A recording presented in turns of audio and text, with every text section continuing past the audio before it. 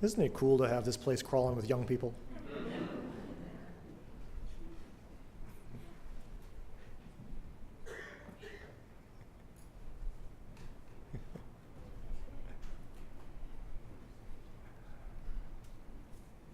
I love the sound and pitter-patter of children because it means that this is a church that is alive. Mother's Day, the version celebrated here in the United States at least, was founded by subversive political dissidents and radical activists who agitated the American people and protested both the government and big business. Not exactly the picture promoted by Hallmark and Russell Stover. As many of you already know, the American celebration of Mother's Day started with a Unitarian, Julia Ward Howe. In addition to being a celebrated author and poet, Howe was also a passionate abolitionist. You may recall she wrote the lyrics to the Battle Hymn of the Republic. She was also an ardent advocate for women's suffrage and an activist for peace. In 1870, she drafted the Mother's Day Proclamation, which included these words: "As men have often forsaken the plow and the anvil at the summons of war, let women now leave all that may be left of home for a great and earnest day of council. Let them meet first as women to bewail and commemorate the dead. Let them solemnly take counsel with each other as to the means whereby the great human family can live in peace." 3 years later, Howe organized the first Mother's Day Peace Festival. So we should all be really clear, the first Mother's Day celebration in 1873 wasn't Sunday brunch at the Cheesecake Factory. Rather, it was a massive mother-led anti-war protest that stretched across 18 cities. Now, as you may have guessed, considering the fact that we are all here at church this morning instead of out at Hemming Park shaking peace signs, Howe's original vision for Mother's Day didn't quite take. Decades later, reflecting on her failure to establish Mother's Day as an annual anti-war event, Howe wrote in her autobiography, quote, "The ladies were not much interested in my scheme of a worldwide protest against the cruelties of war." Then, nearly 40 years after Howe's Mother's Day proclamation, a woman by the name of Anna Jarvis held a memorial service for her recently deceased mother, Anne Marie. Anne Marie was, by all accounts, an amazing individual. She was a devout Christian, a feminist, and a peace activist. In the 1800s, she organized Mother's Day work clubs to address pressing social justice issues, including public health concerns. During the Civil War, she helped nurse both Union and Confederate soldiers. And following her death, her daughter Anna worked tirelessly to establish a holiday to honor mothers as a legacy to her own. Anna Jarvis, however, became a victim of her own success. Mother's Day celebrations started blowing up across the country, but the original spirit of Jarvis's Mother's Day had been co-opted by both the government and big business. Jarvis was horrified that the confection, floral, and greeting card industries had commercialized the holiday and were handsomely profiting off of her invention. She dedicated the rest of her life to stopping these, what she called, commercial racketeers. Jarvis actually started petitions to end the holiday that she had created. She led boycotts against flower companies. She was even arrested for disturbing the peace while protesting the for-profit sale of white carnations at an American War Mothers function. So Mother's Day started as a radical, activist-oriented, deeply political holiday.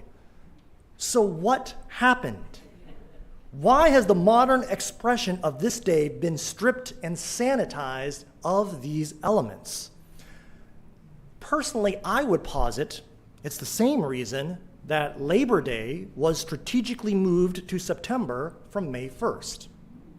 The same reason we have all been advised to avoid discussing religion and politics at Thanksgiving dinner.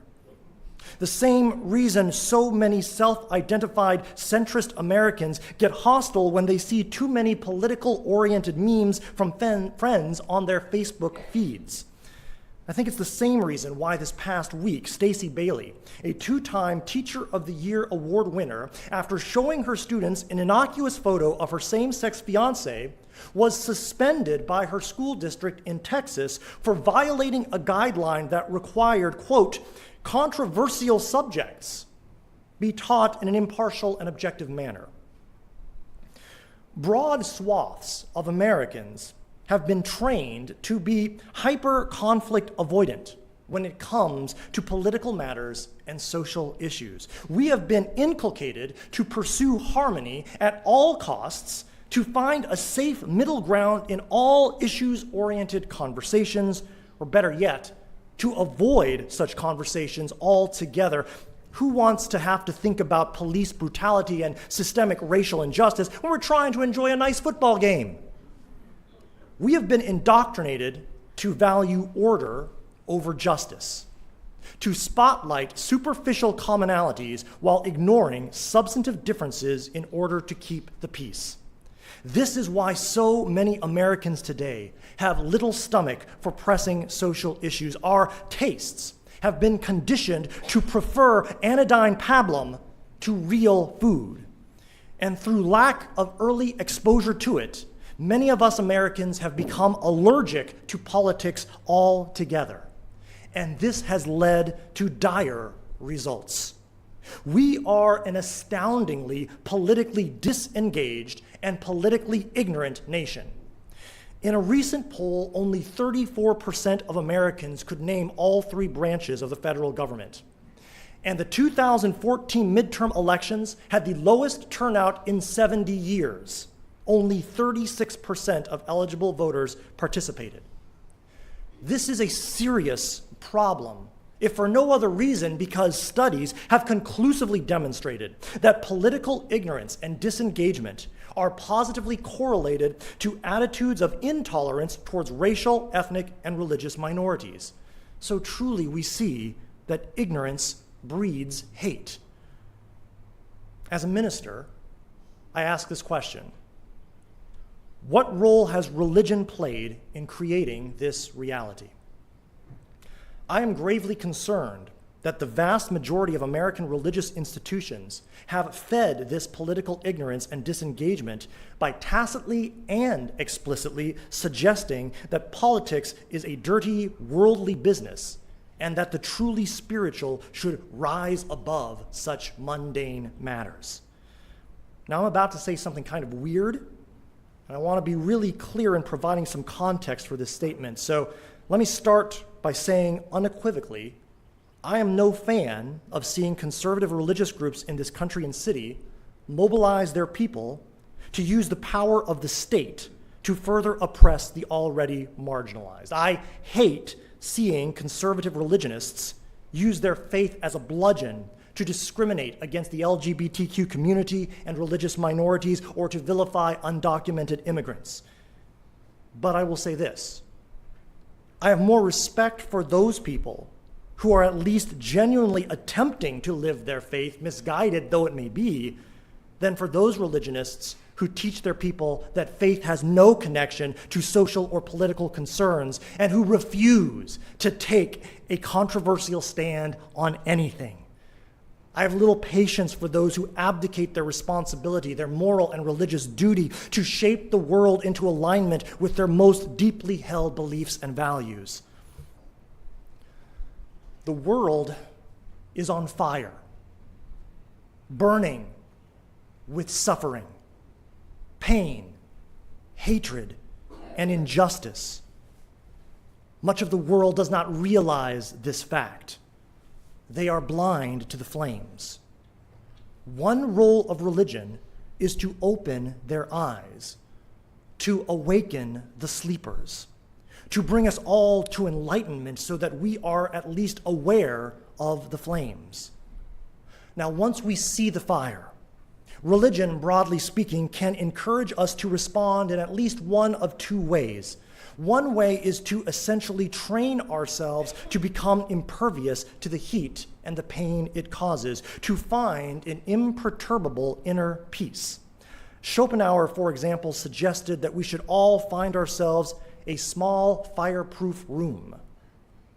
Now, the other possible response of religion to the great fire of the world is to act to extinguish it, to fight the fire rather than to eliminate our own pain receptors. In essence, to focus on changing the condition of the world rather than simply the condition of the self.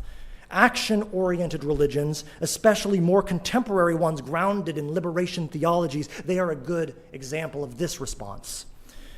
Now, I don't think that these religious responses to the fire of human suffering are mutually exclusionary. In fact, I think they must complement one another. Moreover, either response, taken to an extreme, running amok, can lead to disaster. But in the context of the topic of today's sermon, I will say that I do see a more immediate danger coming from a modern religious perspective that has emerged as an odd mutant strain of the first religious response. It has created what I will call for this morning the cult of personal spirituality. The cult of personal spirituality is not limited to any faith tradition. It shows up everywhere. But it seems especially to take root in faith traditions that have been exposed to the Western philosophy of radical individualism, and particularly among the upper middle class. So we see this idea express itself in certain small corners of Western Christianity, Americanized Buddhism, New Ageism, humanism, and yes, Unitarian Universalism. The common denominator of this philosophy is the centering of the self as the most important thing in the universe, the needs and desires of which are to be served above all else. In the cult of personal spirituality, one's spiritual growth is not just a private affair, but an idiosyncratic and individual affair. The cult of personal spirituality is filled with solo practitioners or loose communities of atomized individuals in which there is no real accountability to anyone or to anything, including each other.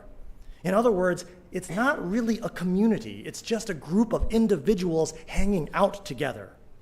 Members of this group serve nothing greater than their own interests. The primary, if not sole drive of these individuals is the pursuit of individual happiness and personal fulfillment. They are committed to following their bliss to the exclusion of everything else. Now, there is absolutely nothing wrong with happiness. There is nothing wrong with fulfillment. There is nothing wrong with following one's bliss, so long as happiness, fulfillment, and bliss are not the only gods that one worships. Personal happiness ought not be anyone's moral and spiritual North Star, not only because it can lead to spiritual narcissism, but because the quest is doomed to failure. I am a big believer in something called the paradox of happiness, which basically argues that those who most explicitly chase after happiness will be the least likely to find it. That is to say, if you pursue happiness for its own sake, it will be as elusive as a pot of gold at the end of a rainbow. The pursuit of happiness is like the pursuit of the horizon. You can chase after it all you want, you will never reach it. When it comes to the subject of happiness, I actually agree with Friedrich Nietzsche. Happiness is not the meaning of life.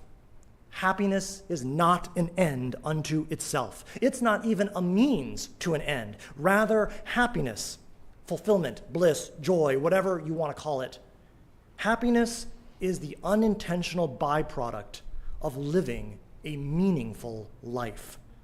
In other words, you don't find happiness. Happiness finds you. Passionately serve something greater than yourself. Dedicate yourself to a mission-driven life for the benefit of others, and you will be more likely to encounter or to be encountered by happiness. Contrariwise, Chasing personal happiness for its own sake will potentially lead to a never-ending spiral of despair and self-absorption. And I do not think it is a coincidence that many religionists in this country who belong to the cult of personal spirituality are the ones who have no stomach for politics or controversial issues. It threatens their happiness. Picking sides is too uncomfortable.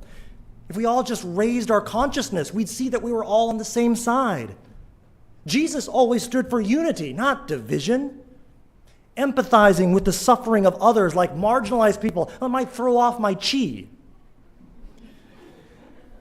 The older I get, the more I value practicing a spirituality that is both public and corporate rather than wholly private and individual. That is because our human existence is so relational. In light of this fact, I must ask myself, how can I, in my privileged state, justify investing time, money, and energy on my own spiritual development if I am not willing to similarly invest in the collective liberation of all oppressed and marginalized peoples so that they can have the same opportunities for material and spiritual growth that I have? Politics by nature involves controversial questions about the order and distribution of power among individuals and peoples in relationship to one another. Thus, authentic civil engagement and public service, those are theological, if not sacred, acts. And we have a duty not only to make sure that our values of love, justice, and compassion are expressed in the public square, we also have a duty to oppose any force that attempts to denigrate political conversation generally, or brush aside substantive political questions just so we can all get along, so we can avoid division and polarization, so we can be comfortable in our false and artificial unity, so we can all fiddle with our bliss while the world burns. Look, everyone deserves a little bliss. In the spirit of Billie Holiday, I would say, help yourself, but don't take too much. So, Mother's Day. Mothers, treat yourself to a little bliss today. Have a mimosa. Then, maybe go march on the Capitol and start dismantling the patriarchy.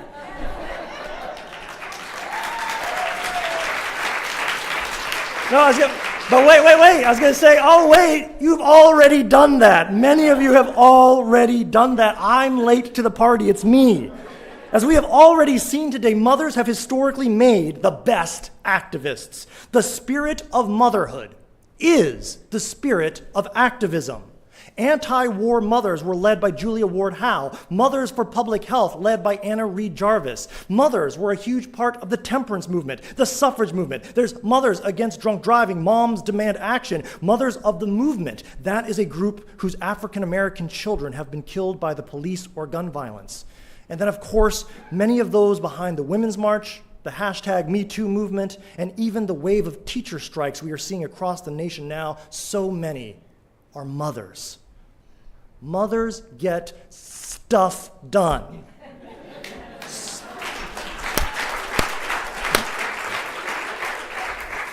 So, love on a mom today. Truly, we are a better world because of their love, their wisdom, and their fierceness. Blessed be.